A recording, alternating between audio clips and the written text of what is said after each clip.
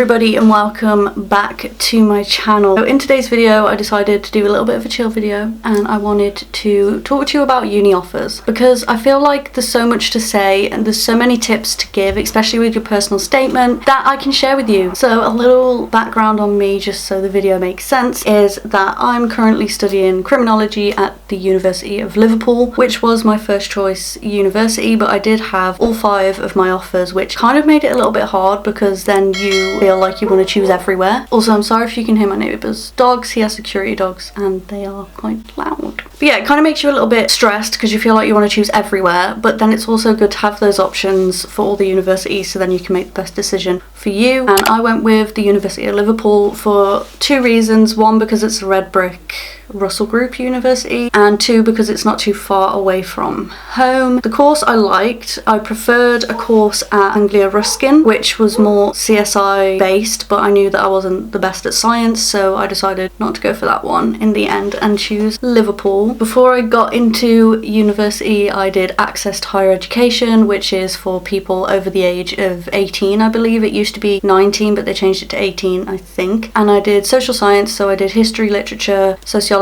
and psychology. Got cut short because of the pandemic, so I only actually did half of the year there, and then I went to university with predicted grades, but I did have some grades that I did because with access it's assignments every so often, kind of like university where you get an assignment every so often and then it gets marked and graded. So I had some grades and then the rest were predicted. The dog's really loud and I'm really sorry. But now we've got a little bit of background on me, let's explain some tips that I have on how to get your university offers. So the first thing that I would say to do is to ask your teacher for any tips, like we had this piece of paper and it was how to plan your personal statement, and then I was able to come home and plan my personal statement, bullet point, you know, all that sort of stuff, what I wanted to add in, and then I was able to take it to the teacher and she could look at it. So that goes on to my second tip. Once you've got a plan and you've got loads of stuff that's going to help you plan what you're going to put in there, write it out, everything you want to write out, and make sure you get your teacher to go over it. I think that's normal. My teacher went over it quite a lot, and then when it was perfect I was able to send it off to the universities, but just check and see if they will look at it for you and make sure that you've written the right stuff in there and that it sounds good, because obviously your personal statement is their impression of you and it'll either be the thing that gives you an interview or a place in your course. I think they have interviews for like medicine, art courses, performing arts. I never had to do an interview, which I'm glad about because I have anxiety, so I would probably have messed it up, knowing me. But that is the most important thing. Obviously your personal statement is so important. I think you try not to make it too personal, but you need to talk about, you know, why you want to be on the course, why you would be good to be at their university, why you're going to get the grades. What I'm saying is try and keep it academic and try and keep it not too personal, even though it's called a personal statement. Obviously throw in some stuff in there. So for me, I wrote about how I would be the first person in my family to go to university. I gave a little backstory on my mental health illnesses, but I kind of spoke about how they helped me in life or how I've overcome them in my life and stuff. But then the rest I kind of spoke about why I'm interested in the course, why I think I'd be good for them to have me in their university, stuff like that. So for criminology, my teacher said to try and not talk about TV shows, because obviously TV shows are not a real representation of law and order. Unless it's a documentary, it's kind of different. I kind of stuck to talking about books, and I spoke about some books that I like to read that are to do with crime. There's one book that I like that's called Talking with Serial Killers, and it's by Christopher Berry D. I spoke about that because he is an investigative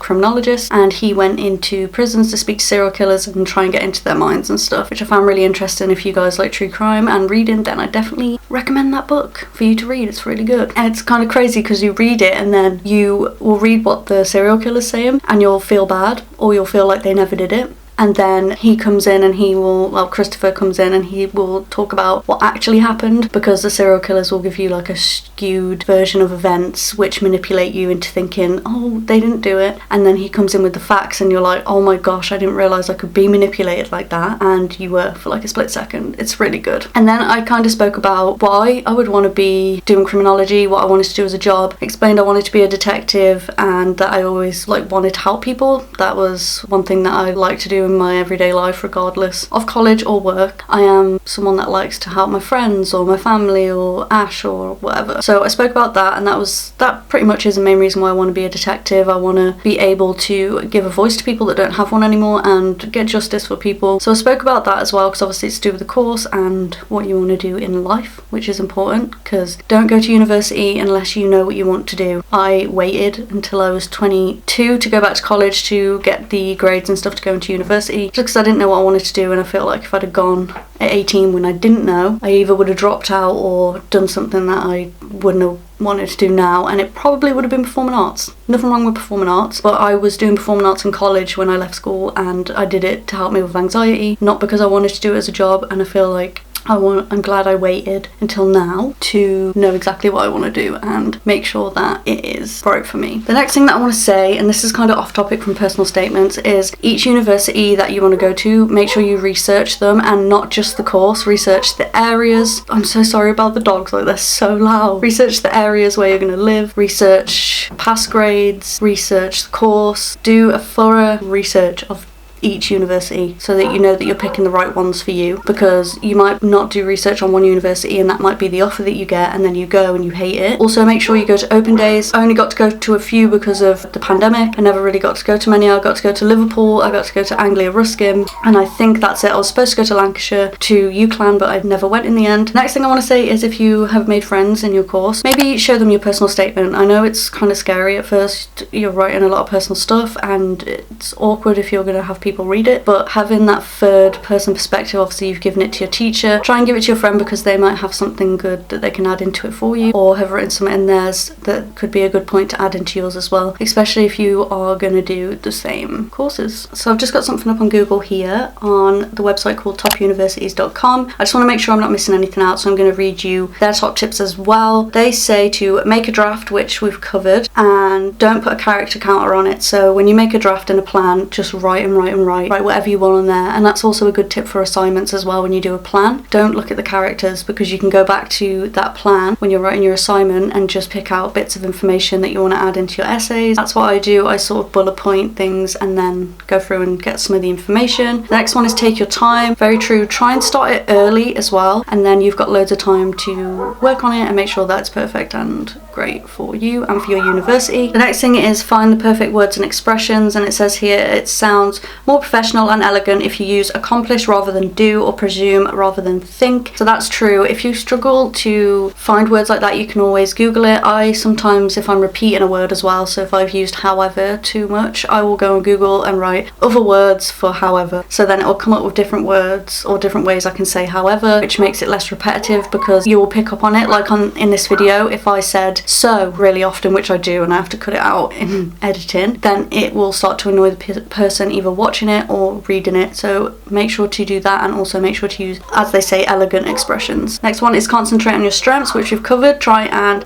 big yourself up, say that you're this and that, great, amazing, and talk about why you'd be great for the university and the course and things like that. Next one is find the perfect opening sentence, which is very true. Try and pull them in. It's like when you read a book, you want that first sentence to make you want to carry on reading. Obviously, I don't know if you'd want to make it creative, but try and make that first sentence interesting and pull the reader in so they want to read the whole of the statement, which they will anyway, but make it interesting for them to read. Next question is make your own work, voice and ideas, which is true. Obviously, you're going to be talking about yourself anyways. Next one is be honest, which, yeah, be honest about yourself, be honest about your hobbies, why you want to do the course, why you'd be great for the university and things like that. The next one is get someone to proofread, which we've covered. The next one is read it out loud many times. This is something a lot of people say, but I never read anything out loud. I find it really weird. I'll sit here and just start reading things out loud, and it's just strange to me, but if it works for you, then try it, it might help. And the last one is once you submit your university application, stop reading it, which is very true. Don't go over it again, because then you'll start stressing that you might have wrote something wrong when you haven't. You've had loads of people proofread it, you've gone through it loads of times, you've read it out loud. If that works for you, don't dwell on it. Just wait for those university offers to come in and accept them or whatever. But I will leave a link to that article in the description in case you want to go and read, because they do have paragraphs on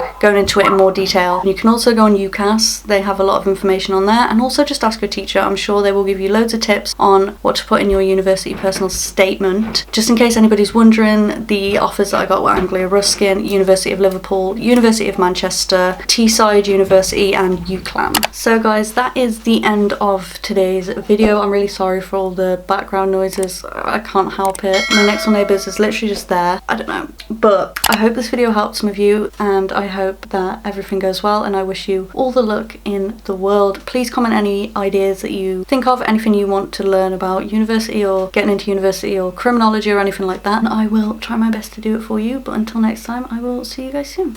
Peace.